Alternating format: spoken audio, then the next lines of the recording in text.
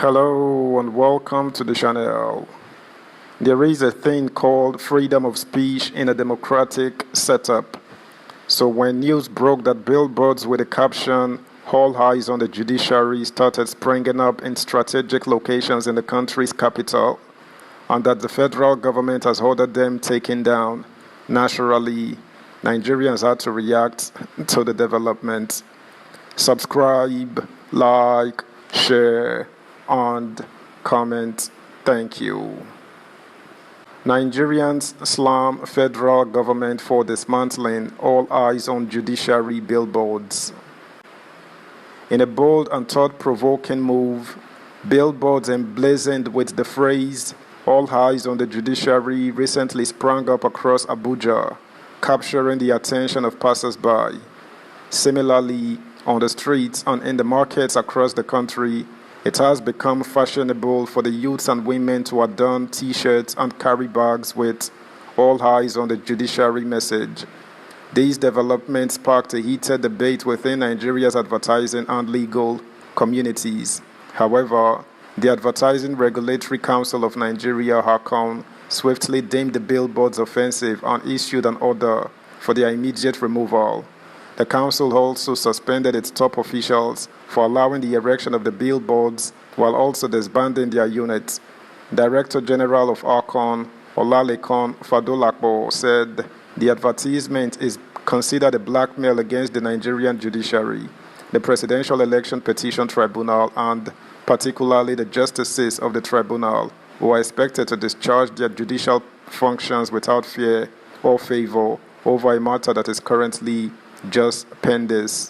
This has left many pondering the implications of the council's action for free speech and the upcoming judgment on the 2023 election petition cases.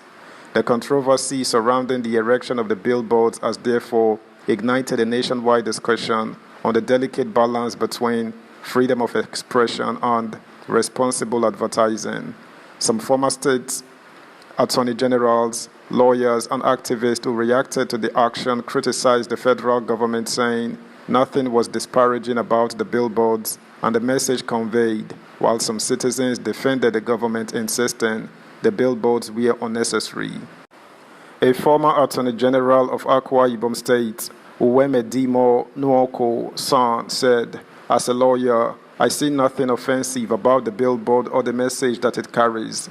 I do not see why the government should take offense about such a billboard, except if there is anything in their conscience that makes it offensive. Otherwise, I believe that if anybody says all eyes on you, it is for good, because they are expecting you to do the right thing. Therefore, I see nothing wrong with the message of that billboard. I believe those who find the message offensive may think it is putting the judiciary on edge. However, this is truly my opinion." Usman Danfodio said conscience is an open wound, and only the truth can heal it. So for me, if you walk with a clear conscience and somebody says all eyes are on you, you should be happy and say, "Expect I will deliver on it. I will not find myself as attacked or antagonized by that. But if I have anything to hide and I do not intend to do the right thing, when somebody says all eyes are on me, I will get jittery and worried, because what I will deliver will not be the expectation of the right-thinking members of the society. That is why I am worried the government is worried about that message." Legal luminary Chief Ukbai Ukiro described the pulling down of the billboard with the inscription "All eyes are on the judiciary" by the federal government as the beginning of dictatorship in Nigeria. Ukiro, who spoke with Saturday Vanguard in Umuahia, said it is a breach of rights to freedom of thought, conscience, and expression. That is the beginning of dictatorship. Once the government is jittery or afraid of expression of free speech, it begins to drift towards dictatorship. By the action of the federal government, the first step on the ignoble path of dictatorship has been taken, and that is why everybody who is a lover of democracy in Nigeria must rise up to condemn this and stand against it. Otherwise, we are doomed democratically.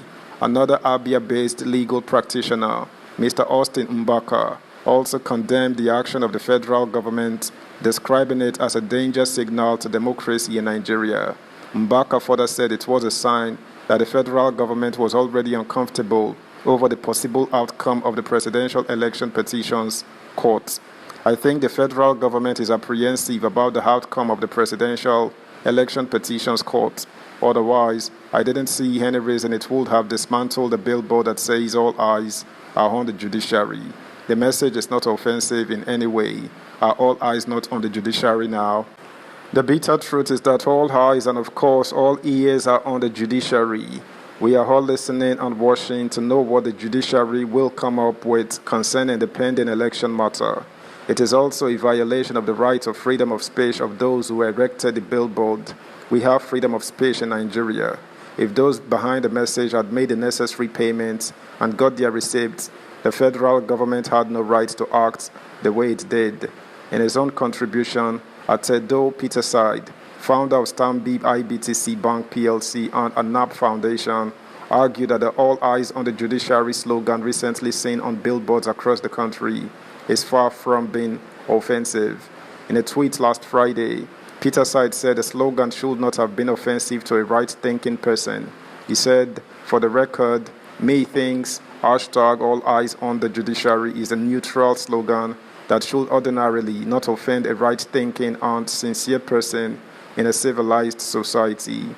I can understand someone rejecting a negative slogan like let us turn our noses up at the judiciary." Enough said. A legal practitioner, international law advocate and social activist Festus Oguche said, "The people responsible for billboards have their right to freedom of speech, and there is nothing in the publication that entails the withdrawal or derogation from that right that is fundamental. Indeed, it is a clarion call to the judiciary to understand the depth of feelings of the vast generality of the populace on the sacredness of the duty upon them to dispense justice with fairness and objectivity, and we make this call daily to remind the sector of this responsibility. There is no social advocacy greater than this, particularly as we are experiencing great failures and downturns in the judicial system that are becoming a huge threat to our existence as a nation." Now, from that prediction, why would anybody think that it is offensive for one to demand that eyes should be on the judiciary? Are there guarantees that the present judicial officers that have churned out mind-boggling and unacceptable decisions that do not meet the minimum criteria or standards of justice have turned new leaves and the prospects of a wholesome adjudication, devoid of useless technicalities and travesties, are now workable? That's the news, guys. Thanks for listening. Until next time, bye.